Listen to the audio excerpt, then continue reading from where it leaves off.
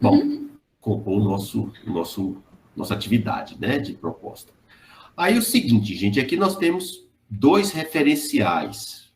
Tá perfeito aí? Tem o plano XY, nota que eu estou tratando como referencial bidimensional, porque a gente está mexendo com vetores, né? Está mexendo com complexos, né? E o complexo tem a parte real e a parte imaginária. E aqui tem um outro eixo que está girando, né? Ele está girando com relação ao eixo XY, que é o eixo Y, X' e Y'. E ele gira com a frequência angular que nós colocamos ômega aqui. Só que ao invés do ômega minúsculo, nós usamos o ômega maiúsculo agora. Não é isso? E aí, quando você multiplica num tempo t, ele andou um ângulo que é ômega t, né? Tanto nesse eixo x' faz um ângulo ômega t com x, e o eixo y' faz um ângulo ômega t com y. E aí, esse é o problema 5. Considere a figura, que essa figura, eu tenho um ponto P, que é observado por R. Nela estão representados dois sistemas de coordenadas cartesianos com origem comum, né? O primeiro fixo e o segundo em movimento de rotação em torno do eixo perpendicular ao plano da figura, no sentido horário. A relação entre as coordenadas instantâneas, né, de um ponto P do plano, que eu tenho um ponto P aqui, podem ser deduzidas da geometria simples do problema. Então, eu posso dar geometria aqui, uma análise geométrica simples, seno e cosseno, para tratar a projeção, eu consigo deduzir. E eu quero que vocês, usando variáveis complexas, mostre que a equação de movimento no referencial girante, o referencial linha, vai ser uma força que eu vou chamar de F', F' do referencial linha, que é M, derivada segunda de Z, no referencial linha, com relação ao tempo, mais 2i ômega M, derivada primeira de Z', que é Z no referencial linha, com relação ao tempo, menos M ômega ao quadrado Z', onde eu estou chamando de F', de uma força complexa no referencial girante. Ou seja, a força muda quando o referencial gira, beleza? Que corresponde a uma força física real medida nesse referencial. Por exemplo, o peso, a tração, etc. Então, eu tenho uma força física real, mas eu quero uma força F' no outro referencial girante. E aí eu finalizo pedindo para vocês estudarem o pêndulo de Foucault. Lógico, aqui nós vamos estudar o pêndulo de Foucault de uma forma bem aproximada. Então vamos nessa. O que vocês estão achando desse problema? É um problema assim que de cara dá para resolver, de cara não dá para resolver. Eu quero esse feedback de vocês aí. O que vocês me dizem? Quem resolveria esse problema de cara? Só para ter a noção.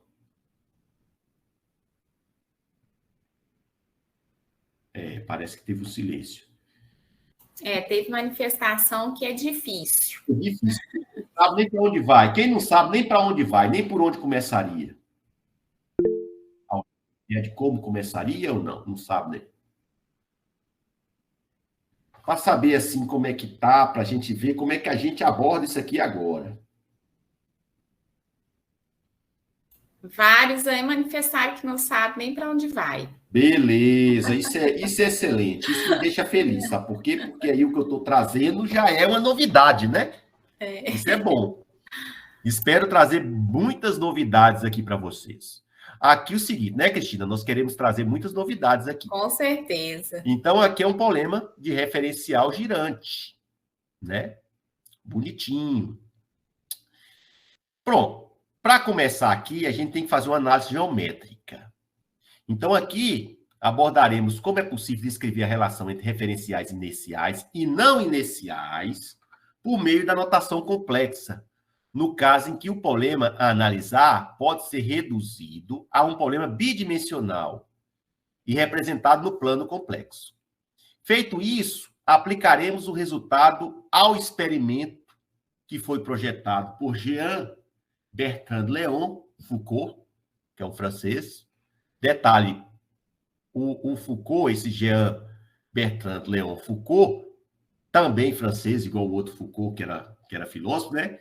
Mas esse aqui é o cara, ele não era físico, ele era um cara autodidata de laboratório que fazia coisas maravilhosas. Dentre elas, foi medir a rotação da Terra. Olha que coisa legal. E ele projetou esse experimento, né, projetado e aplicado em 1851. Olha só, para demonstrar a rotação da Terra. É o famoso pêndulo de Foucault. Então, para tratar esse problema, nós consideramos a figura e vamos tratar geometricamente. Nela estão representados dois sistemas de coordenadas cartesianas com origem comum. O primeiro fixo e o segundo em movimento. Pois não? Brenda. Diga, Brendinha. Desculpas a ignorância, mas assim, esse Foucault é o mesmo Foucault lá da psicologia? Ah, tá bom, foi mal, tchau. Não. O outro, né, já era aquela coisa mais, né? Aquela coisa da filosofia do cara. Esse aqui não, esse aqui era um experimental de mão cheia, o cara com muita habilidade, perfeito? Boa pergunta, excelente pergunta. Bom, então assim, você vai ter um fixo e o segundo em movimento.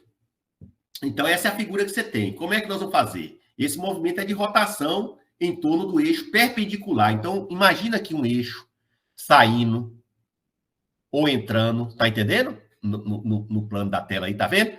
Ele tá girando com relação a esse eixo. Todo mundo imaginou o sentido de giro? Vai ser algo mais ou menos assim, ó. Esse ponto em comum dos dois referenciais aí seria, por exemplo, o teto onde está pendurado o pêndulo de Foucault? Eu estou vendo o pêndulo de Foucault de cima para baixo, ao invés de estar olhando de baixo para cima? Não, Douglas, na hora de você fazer a análise do pêndulo de Foucault, seria ali o teto. Você poderia imaginar como o teto, ou como o chão, Douglas. Né? Entendi. Você pensa a Terra ali, ó, como referencial girante, entende? E o ponto de cima, como você pega o ponto XY em cima, e embaixo esse ponto linha girante, tá entendendo, Douglas? Você visualizou aí? Deu para visualizar? Está lá o teto, o ponto XY. E aí o ponto girante, né? O Y' Y, é a Terra, embaixo. Entendi. Beleza? Aí o seguinte, boa, excelente observação. Todo mundo entendeu a observação e a pergunta do Douglas, gente? Todo mundo tá beleza aí? Por favor, professor. Você pensa assim, Ressu, você tem ali o ponto XY, é um ponto ali fixo. Você, observador, perfeito? Mas tanto faz, viu, gente? É um girando e o outro parado. E a Terra está girando ali, como se fosse o X' e Y'. E a gente pode pensar que a gente está no X', Y', e o pêndulo, o plano do pêndulo também parado, tá entendendo? O plano do pêndulo mantém. O pêndulo estaria em XY. E a gente no X', Y', que é o mais interessante, viu, Douglas? Então você tem essas duas visões. Eu acho que fica melhor a gente imaginar a gente X', Y', que a gente está girando junto com a Terra, né? E o pêndulo mantém. Inclusive tem um vídeo, né? Sim, o vídeo é a surpresa. Um vídeo lindo. Eu procurei um vídeo de altíssima qualidade para colocar aqui. Beleza? Mas por enquanto não é o pêndulo, não. Por enquanto é só um referencial, beleza, gente? Depois nós vamos aplicar. Para aplicar o pêndulo, nós vamos fazer umas considerações. Então, de simplificar, viu? A relação entre as coordenadas instantâneas de um ponto móvel P do plano pode ser deduzida da geometria simples do problema. Como é que a gente deduz essa geometria simples aqui? Assim, ó. Olha bem. X, vou pegar uma canetinha aqui, vai ser essa projeção aqui, beleza? Que vai ser X' cosseno de ômega t, não é essa projeção? Só que tem essa projeção também aqui, que é menos y' cosseno de π sobre 2, né? Ômega t, que seria esse ângulo aqui, ó. π sobre 2 menos ômega t. Tá ficando uma letra meio feia, mas eu acho que tá dando para entender, não tá? Como é que tá a visão aí? Tá ótimo. Tô desenhando com o mouse, eu tinha que ter pego a mesa. Mas aí, beleza, vocês estão vendo aí que a gente tem aí essas duas projeções. Pego uma menos a outra. Então, com geometria simples, né, a gente escreve aí a coordenada x. Escrevendo a coordenada x, a gente escreve a coordenada y, que são a projeção no eixo y, onde eu pego x', seno de ômega t, que é esse pedaço aqui, mais y', seno de π sobre 2 menos ômega t, que é essa projeção aqui. Com isso, eu escrevo, ó, x' cosseno de ômega t, cosseno de π sobre 2 menos ômega t é seno de ômega t. E o seno de π sobre 2 menos ômega t é o cosseno. Note que as funções trigonométricas seno e cosseno estão deslocadas de π sobre 2, não é isso? Então, aqui eu tenho o x' e o y'. Até aqui, beleza, gente? Joinha essa construção geométrica? Beleza. Beleza, vamos lá. Multiplicando a segunda equação por i e somando com a primeira... Pô, professor, você já vai avacalhar o negócio. Você vai multiplicar a segunda por i e somar com a primeira. Por quê? Porque aí eu vou construir um número complexo z. Quando eu faço isso, eu tenho aqui toda uma bagunça, né? De cosseno, seno e pá e tal. Só que vocês observam que se eu pegar o cosseno e o seno e for agrupando o seno e o seno, eu chego na exponencial de i ômega t, após essa conta toda aqui, né? Essa coisa aqui. Porque e elevado a i ômega t é cosseno de ômega t mais i ômega t. Só que ele está multiplicando tanto por i, y', como por x'. Ah, professor, então eu vou colocar o cosseno de ômega t mais i seno de ômega t em evidência, vou escrevê-lo como exponencial de i ômega t. E sobra quem? Y' mais i', após toda essa contalhada aqui. Beleza, gente? Mas quem é x' mais i, y'? É o z', que é função de t também, porque x e t e y é função de t. Então, eu tenho z de t igual z' de t, né? Que multiplica essa exponencial. Note que o fato de eu multiplicar por i e somar me levou a uma notação mais compacta. É mais fácil ou mais difícil derivar exponencial? Muito mais fácil, né, gente? Concordam? Pô, quem que ia falar aí? Eu interrompi? Não, foi eu. Realmente é muito mais fácil assim. É mais fácil, não é? Então, vou mexer com a exponencial. Você dá um boi, ou seja, você dá um passo para trás, mas para dar 10 para frente, né? Tem a exponencial aí. E aí eu vou ter a transformada inversa. Também é mais fácil de obter, gente. Por que eu faço a transformada inversa? É só passar essa exponencial para o lado de cá, dividindo. Então, eu obtenho, passando a exponencial para o outro lado, dividindo, o z', que é a transformada inversa do referencial z para z'. Ó, que legal! Então, eu tenho a transformada do z' para o z e tenho a transformada do z para o z'. Até aí, beleza, gente? Note que eu estou mexendo com referenciais. Olha como é que a notação complexa facilita a nossa vida. Bom, as equações acima representam a regra de transformação da posição da partícula de um referencial inercial bidimensional. Note que eu estou mexendo só com duas dimensões. Para um referencial girante e vice-versa.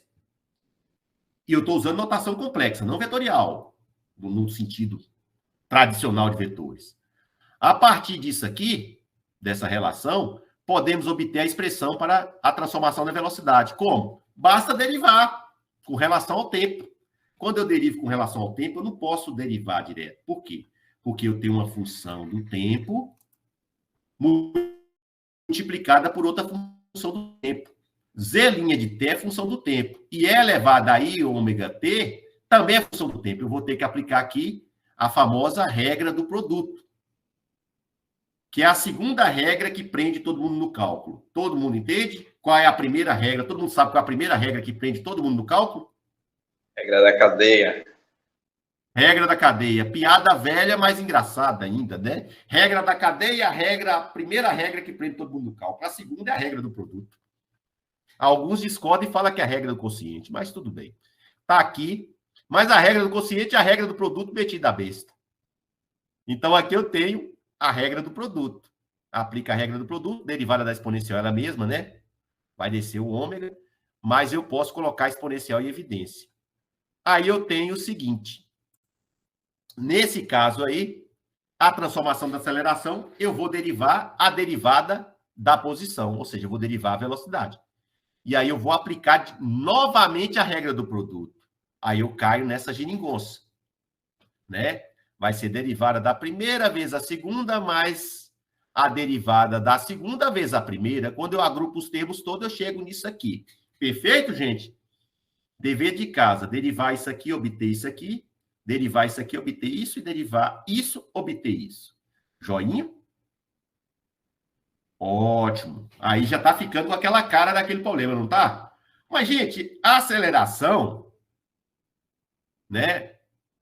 Ela está ligada à equação newtoniana de movimento. Se eu pegar a equação newtoniana de movimento no referencial inicial, vai ser o quê?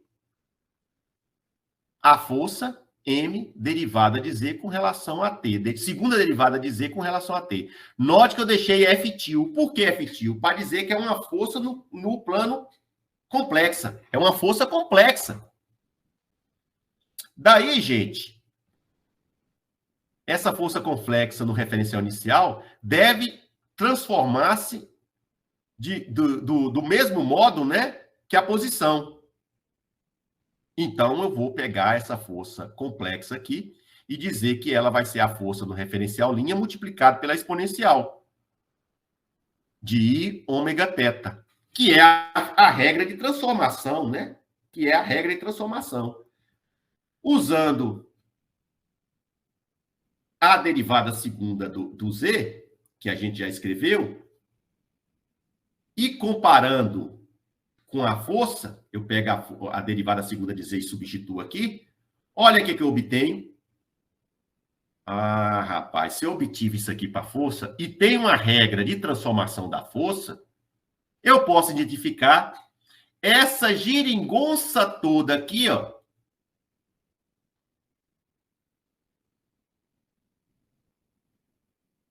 como a força no referencial transformado. Beleza, gente? Olha só que bonitinho. Olha que equação linda. Pronto. Essa é a força do referencial girante. Espera aí, professor. A força do referencial girante aparece alguns termos aqui, né? Alguns termos aqui diferentes. Por exemplo, tem o termo massa vezes aceleração, mas tem outros termos aí. E aí a gente começa a identificar que nessa equação aí, ela pode ser escrita desse jeito aqui. Eu pego uma força efetiva, que é M, a derivada segunda de Z' com relação ao tempo, onde nós definimos a força efetiva medida no referencial girante como segue, né? Essa força vai ser a força linha menos essas geringonça. Eu passo esses negócios para o outro lado subtraindo e esse aqui somando, né? De forma que fica só algo parecido com a segunda lei de Newton. Então, isso aqui, ó, que é a minha força efetiva, é parecidíssima com a lei da dinâmica da segunda lei de Newton, massa vezes aceleração. Ótimo. Dessa expressão para a força efetiva, o primeiro termo corresponde a uma força real, gente, porque obedece à lei da dinâmica. que vai ser medida naquele referencial girante. Por exemplo, peso, atração, etc. O segundo termo representa a força de Coriolis, investigada posteriormente, primeiramente por Gaspar de Coriolis, em 1835. Finalmente, o terceiro termo representa a força centrífuga. Note que aparece aqui um ômega ao quadrado, né? Esse ômega ao quadrado geralmente aparece na força centrípeta e também na força centrífuga. Note que a força centrífuga e a força de Coriolis são forças diferenciais. Então, a força de Coriolis e a força centrífuga são também chamadas de forças fictícias, ou não inerciais, ou ainda de geométricas, pois podem ser eliminadas passando para o referencial inercial. Ou seja, quando você vai para o referencial inercial, você elimina elas. Na interpretação moderna da mecânica newtoniana, forças desse tipo não têm origem na origem física e não obedecem ao princípio da ação e reação. Para Newton, entretanto, elas eram a manifestação indireta, gente, da existência do espaço absoluto. Ó, Newton, eu não estou falando que exista espaço absoluto, estou falando que Newton acreditava nisso. Então, a tentativa de atribuir-lhes uma origem física leva ao princípio de Mach, que tanta influência teve na formulação da relatividade geral de Albert Einstein. Mach nunca escreveu algo intitulado, tipo, esse é o princípio de Mach, o meu princípio. Ele nunca falou isso. No entanto, vários autores, né, se referiam a esse princípio apresentando definições parecidas, né? Podemos enunciá-lo da seguinte maneira: o movimento é consequente e, consequentemente, a massa de cada corpo é determinada pelos outros corpos do universo e por sua distribuição. Olha que ideia violenta desse cara, e também não é uma coisa muito óbvia de se entender, né? A gente fica filosofando em termos desse princípio. Existe até uma mecânica relacional, né, que toca muito nessas discussões, de um cara chamado André Cook. É uma mecânica que mexe com esse tipo de coisa. Bom, tá aqui o retratinho do Foucault e o retratinho de Gaspar de Coriolis. Uma aplicação importante da equação da força do referencial linha é ao pêndulo de Foucault. Então, agora nós vamos entrar no pêndulo de Foucault, que permite visualizar os efeitos da rotação da Terra para pequenos afastamentos da vertical local, ou seja, você afasta pouco. O pêndulo de Foucault, gente, é um caso particular de um pêndulo cônico visto no referencial girante. Então, nós vamos para o pêndulo cônico visto no referencial que está girando. Lembrando da equação do pêndulo cônico, que está no slide 32, lembra que ela era bonitinha, envolvia-se assim, né? Então, lembrar da equação, que nós colocamos um coraçãozinho nela lá? Coraçãozinho não foi à toa. Nós podemos escrever essa equação aqui, onde, como antes, o ômega é o módulo da velocidade angular no referencial girante, né? Em relação ao referencial fixo. Newton pensava, por exemplo, nas estrelas distantes, né? O referencial das estrelas fixas. Não sei se já viram nos livros de física, aparece isso o tempo todo. E ômega, quem gostava muito disso, Douglas, era Ivanhoe. Não sei se você lembra, o referencial das estrelas fixas. Porque o velho gostava de dar uma aula de física bem filosófica, era gostoso, né? Conversar com o velho te prendia. Se você chegasse lá, ele não deixava você sair, não. É verdade. Você ficava, porque ele gostava da física, mas de um cunho muito filosófico. No outro patamar. Em outro patamar, quem conheceu o velhinho sabia como era gostoso bater papo com ele, né? Ô, Douglas, você lembra, Douglas? Lembro muito. Dá saudade, não dá? Dá demais. Essa é a coisa de ficar vivo, né? A dor de ficar vivo é lembrar dos que já foram, né? É triste isso, mas é a vida. E o ômega zero ao quadrado é G sobre L lá para o pêndulo, né? Que é o quadrado da frequência angular do pêndulo cônico. Então, a solução dessa equação diferencial, ela vai ser imediata. Se eu resolver isso aqui, ó, eu pego aquele método de substituição, lembra lá? Transformo isso aqui numa equação algébrica, né? Fala que Z é igual a I elevado, é C que multiplica E elevado a PT. Aí eu vou fazendo as derivadas lá, e patatá, e patati, chego nisso aqui. Eu não vou fazer mais aquelas derivadas que eu fiz anteriormente, beleza, gente? Porque o cansaço vai vencendo, mas se a gente substituir o Z por C, que multiplica E elevado a PT, eu chego nessa solução. De posse dessa solução, C1 e C2 são constantes complexas, que podem ser determinadas com as condições iniciais. Eu vou reescrever essa equação aqui nessa forma aqui. O que nós fizemos aqui? Colocamos em evidência, porque todos os dois aqui aparecem menos I ômega T. Beleza? Você observa aqui, ó. Menos I ômega T. Exponencial aqui vai ser, desse T vai ser exponencial de I ômega 0, que multiplica E elevado a menos I ômega T. Né? Tem um T aqui também. E aqui vai ser menos I ômega 0T, que multiplica E elevado a menos I ômega 0 ômega T. Note que eu tenho um ômega maiúsculo e um ômega minúsculo. Eu posso pegar esse menos ômega T e colocar em evidência. Fico com essa expressão. Ó, gente, mas essa expressão aqui, gente, nós já vimos ela lá no pêndulo cônico. Essa expressão aqui é o ZT.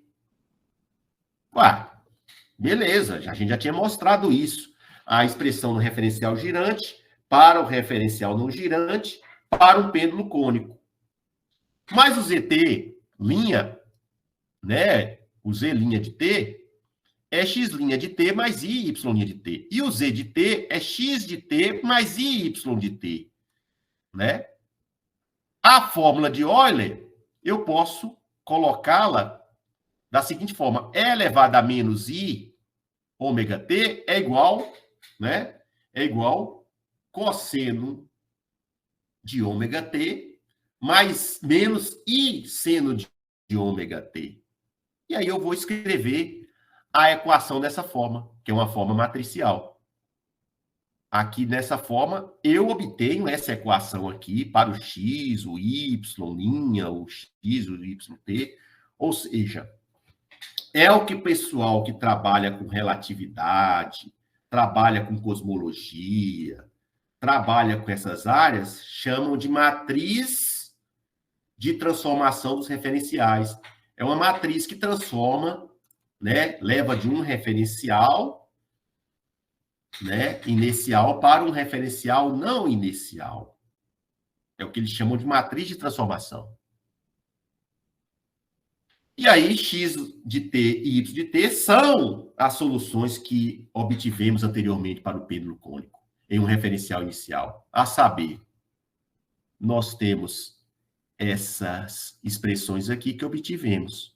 Ah, perfeito. A gente pode resolver o pêndulo Foucault, pode pegar, igual o Cláudio falou, ir para o MATLAB, ir para o MASMA, ir para algum programa desse e plotar as expressões para Y e X, né? E aí a gente obtém figurinhas bonitas, tipo essa, né? Que pode mostrar aí o movimento do pêndulo de Foucault. Aí é um gifzinho muito bonitinho, né?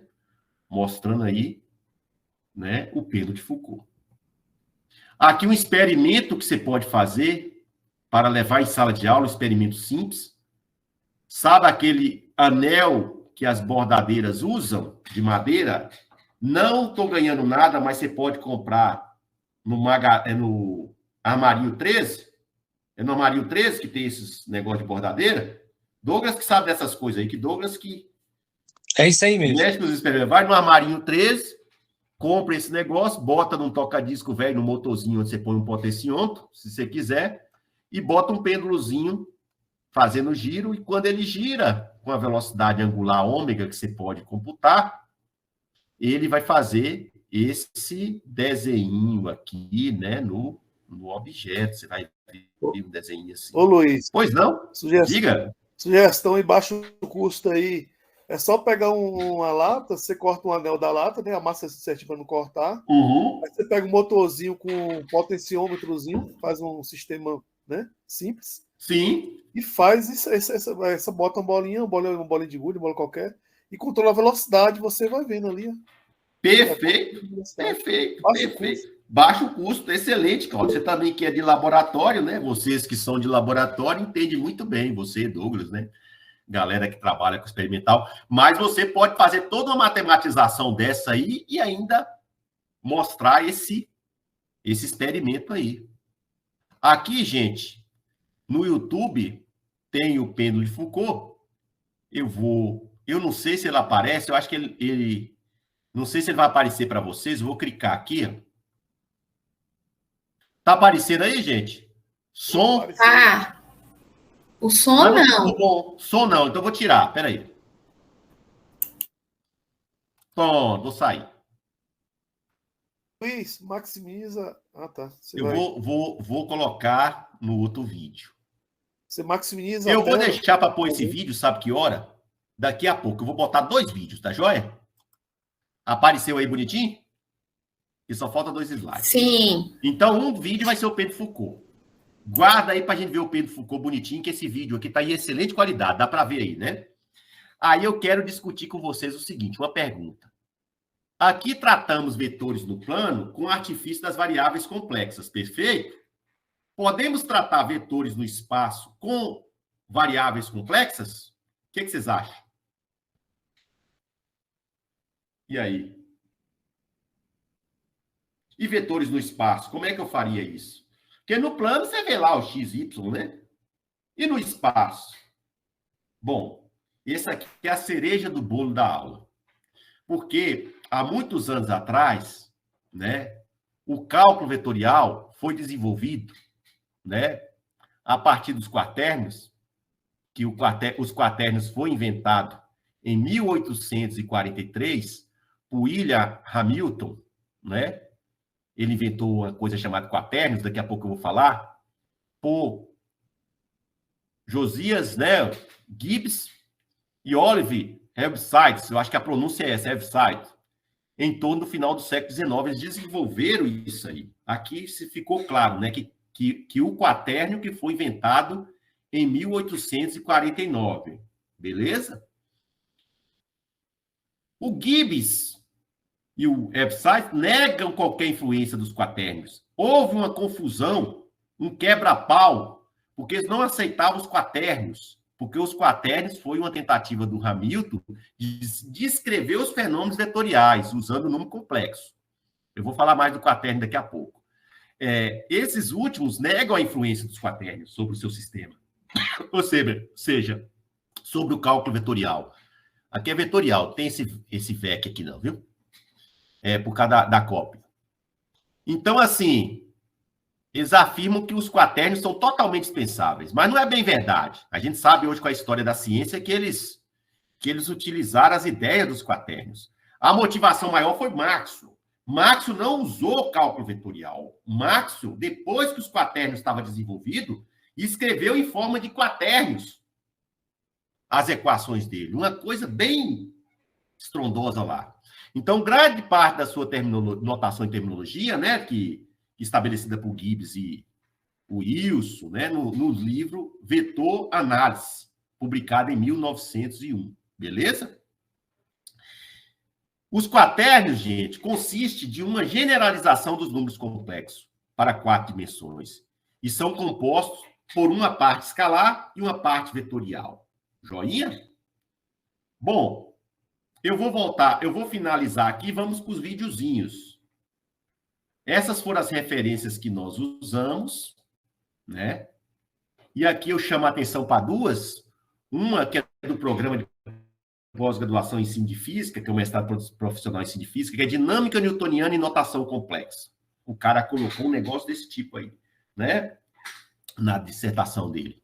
E o outro é um artigo da Cibele Celestino Silva, que é a escolha de uma ferramenta matemática para a física. O debate entre os quaternios e a álgebra vetorial de Gibbs e Heaviside. Ela poderia ter colocado o quebra-pau, porque foi um quebra-pau. Os pessoal quebraram o pau mesmo, porque não aceitava. Ela publicou esse artigo aqui, está disponível aqui, viu? Vocês podem ler, é um artigo bem interessante. Bom, nós vamos agora para o videozinho. Tem 2 videozinhos que eu quero passar para vocês. Eu vou projetar aqui em formato de...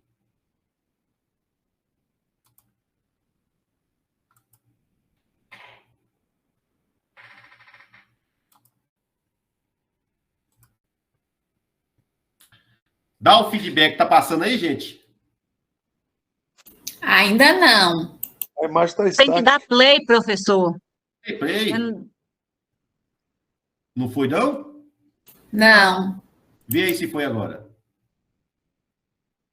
Não. E aí não. Peraí, que eu não gostei disso. Ah, não. Tá certo.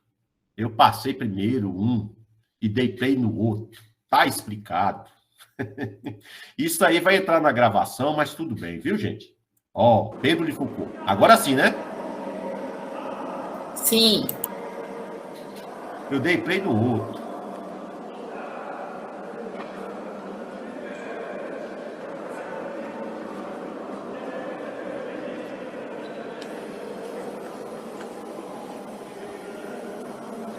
Ó que coisa linda, gente.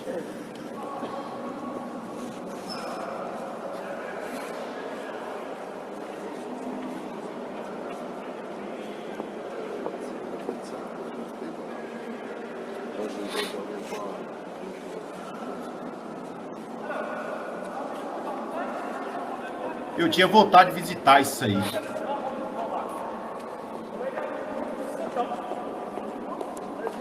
Quando eu vi esse vídeo a primeira vez, eu também achei muito lindo.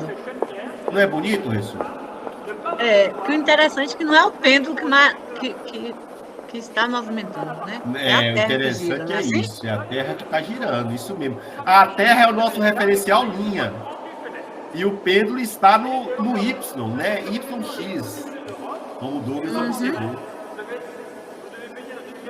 E a variável complexa consegue mapear isso.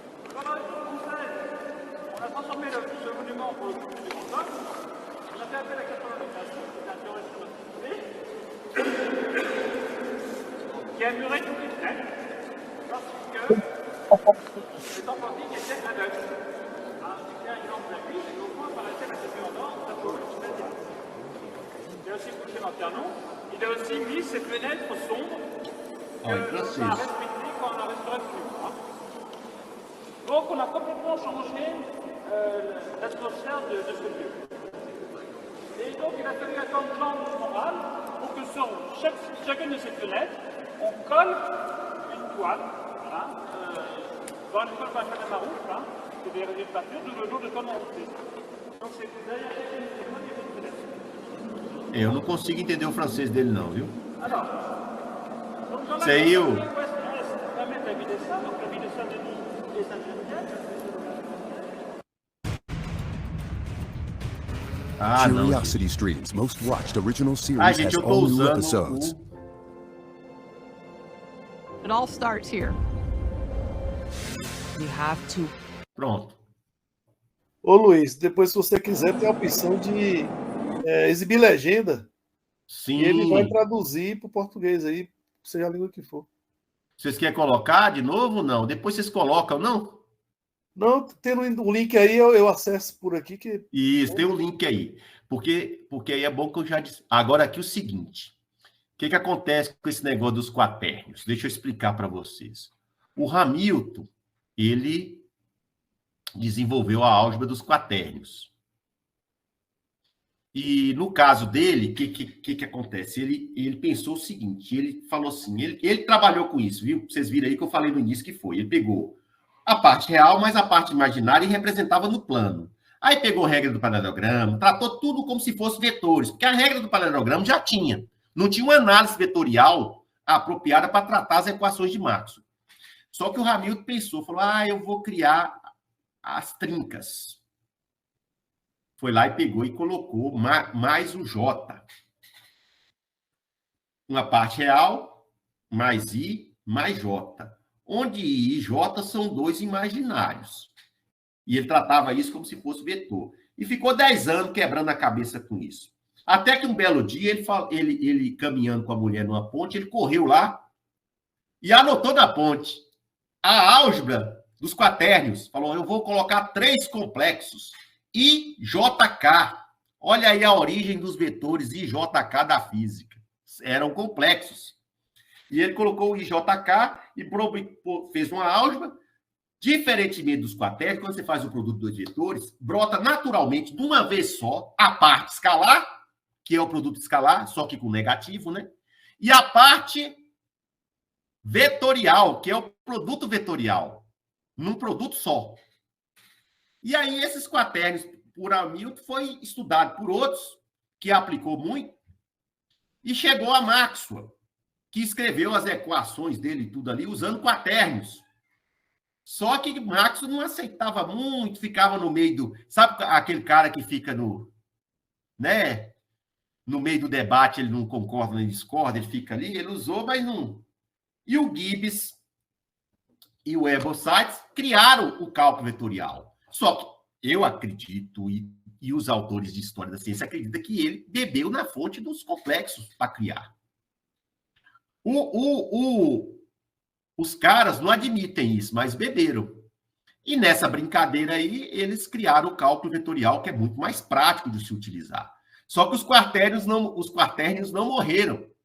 Eles ainda estão vivos, os quatérnios estão vivos. Em muitas aplicações físicas e na computação gráfica. O pessoal da computação gráfica usa quatérnios para pegar referenciais que gira, aquela coisa toda. Então, vou colocar um videozinho do pessoal da UFRJ que utiliza fantoche, essas coisas, para contar as historinhas. Então, vocês prestem atenção aqui. Deixa eu ver como é que tá o som. Tá alto, tá bom? Vai lá.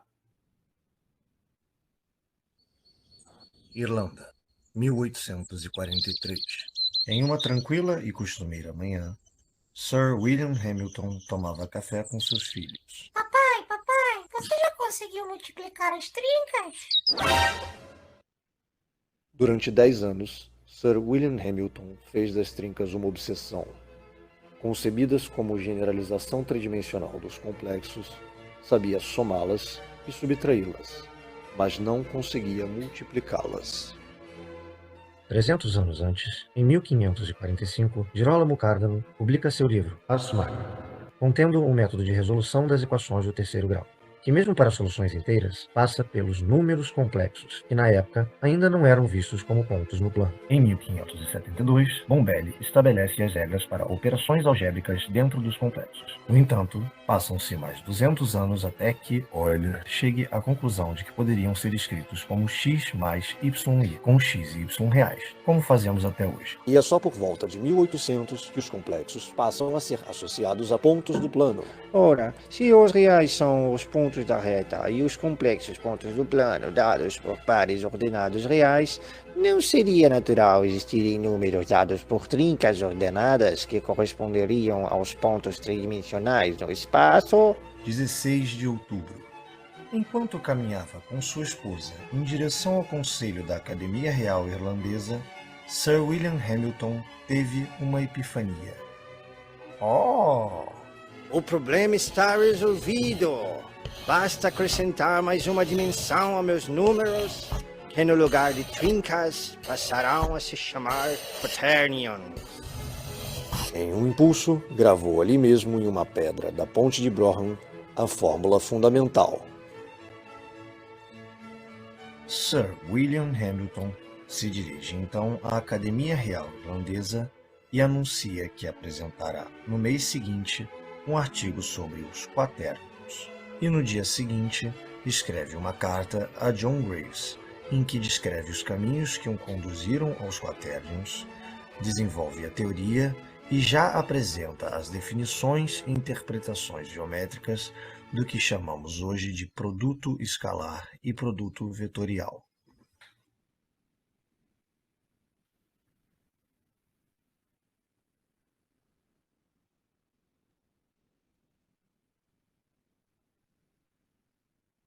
Você está vendo aí um projetinho do pessoal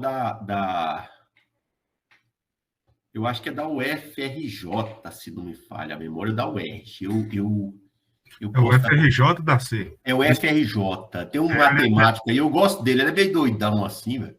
Ele tem um... O que pessoas Uma extremamente obra produtivas, do como Jeff cálculo Bezos, vetorial Elon Musk e Bill Gates, que usam para Bortolotti conseguir fazer recomenda tanta coisa ao mesmo tempo. Diga, descobrir o Lucas. livro. Oi, Lucas. Ele o quê, Lucas? Pode falar, Lucas. Não, ele tem um livro de cálculo vetorial. Ele tem um livro de cálculo vetorial. E quem recomenda ele é Bortolotti, e ele é chefe do departamento da Física Matemática lá da UFRJ. É um cabeludo? Isso. Inclusive, até mandei um link aí, que ele tem um canal do YouTube, professor, que ele dá Sim, eu tenho esse link. Eu ia colocar esse link para vocês. Você tem, né? Que ele fala do polinômio que parece uma cobra lá e ele fica... Eu conheço ele. Então, você vê que é um cara muito, assim, preocupado com o ensino também, né? Preocupado com o ensino também. Ô, gente, o que tinha para falar para vocês hoje é isso. É um pouco da física clássica. Na próxima aula, a gente fala mais um pouco da física clássica, né? Circuitos, né? Fluidos, algumas integrais usadas na quântica, no início da quântica, e aí a gente fecha. Alguém tem alguma pergunta, algum comentário, alguma observação? Fique à vontade. Ô, Luiz, o Eduardo perguntou que a implicação com os quatérnios era porque não era comutativa. Aí eu expliquei para ele que a multiplicação, né, na operação da multiplicação não era mesmo, né, que a Newton demonstrou. Sim, porque ele demonstrou, muito bem, professora Cristina, porque não é, né? Porque no produto vetorial, né? Ele não é comutativo. E aí os quatérnios já traziam isso. Então, assim, você vê que às vezes tem brigas de teoria, né? Na física, nós temos uma briga entre a eletrodinâmica de Weber e a eletrodinâmica de Maxwell. A eletrodinâmica de Maxwell ganhou, né? Nessa confusão. Então, hoje a gente estuda a eletrodinâmica de Maxwell, mas existe a eletrodinâmica de Weber, que é uma eletrodinâmica, vamos dizer assim, relacional, que ele não pega campo elétrico, campo magnético, ele pega o movimento, a força é devida ao movimento relativo, velocidade relativa, né? Ou seja, posição relativa, velocidade relativa e aceleração relativa entre as partículas. E aí ele constrói toda uma eletrodinâmica. Também quem trabalha com isso é o André Cook, André Cook, eu não sei o sobrenome todo, André Cook. Eu estou sem o livro dele aqui, porque, como vocês observaram, as minhas estantes foram esvaziadas. Gente, mais alguma observação, papapá? O Eduardo continua perguntando aqui se os quatérnios não possuem aceitação como conjunto numérico convencional, então. Não, numérico não. Ele é um conjunto, assim, vamos dizer assim, que eu posso associar como se fosse um conjunto vetorial de números complexos, né? Mas construído na forma dos complexos. No complexo, você não entende um número complexo como trata ele muitas vezes como um vetor bidimensional. Os quatérnios é tratado como se fosse um vetor quadridimensional, vamos dizer assim, a grosso modo, né? Onde você já tem a parte escalar e a parte vetorial tudo junta, tudo integrada. Na computação gráfica se usa, né? Na física se usa também em algumas teorias. Parece que o João levantou a mão aí. Sim, professor. Só para parabenizar, né? Porque essas primeiras partes que o senhor falou dos complexos e a aplicação no saldo harmônico, eu lembrei logo da Física 2, quando o senhor mostrou para a gente pela primeira vez a EDO de segunda ordem, que assustou pra caramba, assim. E depois, quando eu peguei com Cristina, né? Fui monitor dela, o pessoal tudo desesperado. Aí, assim, fica muito mais claro quando a gente percorre mais um pouco o curso, né? E essas variáveis complexas têm apesar de ser uma coisa, vamos dizer assim, imaginária, né? Elas têm uma aplicação muito grande no nosso mundo, assim, né? Cotidiano. E agora, na quântica, a gente vê bastante isso, né? E na termodinâmica, assim, pelo menos eu acredito que na parte de mecânica estatística, que infelizmente eu não estou participando mais, deve ter várias aplicações também. Então, parabéns novamente. Viu? Obrigado aí, agradeço aí, eu e a professora Cristina, né? Nós agradecemos, né, professora Cristina, nós agradecemos aí o carinho, né? e o reconhecimento. Obrigada. Brenda falou que ficou em desespero, que é a primeira vez que viu. Essa aula do oscilador harmônico, eu lecionei ela quinta-feira para os meninos. Vocês têm aluno aqui inscrito, mas o olhinho deles tudo de assustado também, viu, João? Porque é a maturidade, gente. É assim, com tudo, viu? Todo mundo passa por isso. Você vê a primeira vez, é difícil. Depois você vai João tá aí, João Vitor. João Vitor tá aí? Beleza. Gente, estou aí à disposição. Mais alguma pergunta, observação? Ô, Luiz, assim, o que eu não fiquei surpreso com o dia de hoje é o poder da aplicação, né? O poder que a aplicação exerce sobre uma teoria, né? De compreensão de uma teoria, né? Sim. Por exemplo, quando você vê essa questão dos quaternos, né? Na matemática fica tão subjetiva, assim, às vezes a gente fica caçando uma ideia, assim, intuitiva, para ver se há uma aplicação, e de repente na física existem tantas, né? Tudo isso, né? Talvez no momento que foi anunciado, no momento que foi pensado, claro que não se vislumbrou o alcance disso, né? Como muitas teorias da matemática, né? Mas é incrível como ela se acopla muito bem à física, né? É interessante esse aspecto e fica muito bem evidenciado aqui no curso. O poder que a aplicação tem na forma de compreender a própria matemática, né? Sim, sim. É algo que se defende, né, Douglas? Você defende que a coisa tem que aplicar. Demais. É uma bandeira que eu levanto há tempos, sabe? Que eu ergo há tempos, assim. A sua formação de matemática e tudo, né? Você sempre aplicando, querendo aplicar as coisas. E esse curso ficou bem mais evidente para mim, essa questão do poder que a aplicação tem de uma teoria matemática, né? É muito, muito interessante. Uma delas é o quaterno, né? Que eu acho que você vai se aprofundar no próximo encontro, não é isso? Eu não estou querendo aprofundar em quaternios, mas pode ser que a gente aprofunde um pouco. A gente está querendo pegar só as aplicações mais na física. Os quaternios têm muita aplicação na computação. Eu conheço poucas aplicações na física, tem uns negócios assim. Talvez o interessante seria, num próximo encontro, a gente convidar o Tibbs, que aplica isso aí. Acredito eu que ele aplica mais quaternios, né, nesses estudos dele aí da parte aí de física teórica, né? Tibbs não sei se vocês conhecem o Tibbs, Ronaldo Tibbs de Tapetinga. Então, assim, o primeiro contato que eu tive com quaternios foi com o Tibbs, né?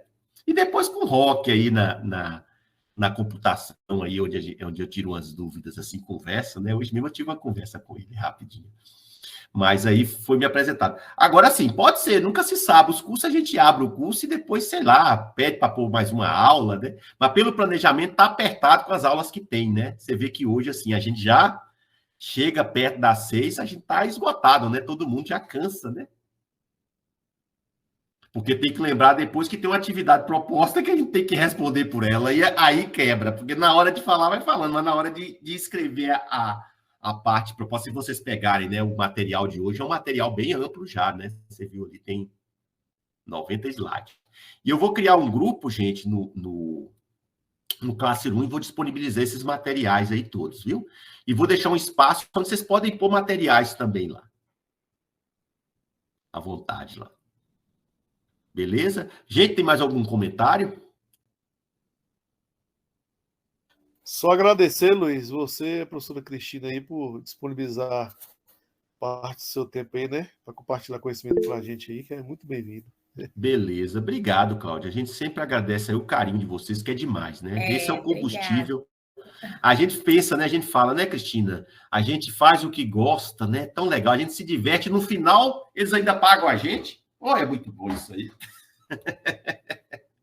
Isso é muito bom. Muito obrigado, gente. Meninas, Maria, Rafa, agradeço aí a contribuição de vocês, agradeço a presença de todos, né? Doando um pouco do sábado aí para a gente buscar essa luta pelo conhecimento aí, né? É muito gostoso, esse ambiente gostoso, é isso que torna a universidade linda, né? As pessoas às vezes falam tanto, a universidade não vê, né? Sim, nós que agradecemos a presença de vocês pela excelente aula, foi muito produtiva, recebi bastantes comentários positivos do pessoal aqui, o pessoal está gostando bastante. Muitas postagens no Instagram também sobre o minicurso. Isso é ótimo, né? O Prociema agora entrou nas redes sociais, vai lá e dá uma força ao Prociema, porque esses projetos de extensão, eles sofrem, né? A gente vê a luta da professora Roberta aí para tirar um pouco de dinheiro com uma dificuldade para pagar um bolsista, e é uma dificuldade enorme. Para colocar um minicurso desse, a Maria, né, relatou para mim, nossa, tá difícil, porque tem que ter uma quantidade de não sei o quê, porque, né, mas é complicado. A gente tira leite de pedra, mas vale a pena no final. Verdade, professor. Sim. E aí eu parabenizo aí essa organização de vocês. Fala, Maria, pode falar, desculpa. Muito obrigada, professor. Eu queria agradecer a presença de todos também. Nós tivemos bastante pessoas de outros estados, tem um pessoal aí de Sergipe, da Universidade Federal de Sergipe, tem um aluno também de Física AD do Belém do Pará, como também o pessoal de Salvador, da UFMG, Lucas e Ali, como também outras pessoas que estão presentes. Eu quero agradecer a presença de todos. O Prociema está muito feliz com a presença de vocês. Muito obrigado, Maria. Vocês, como sempre, muito lindas. E agradeço demais. André levantou a mão aí.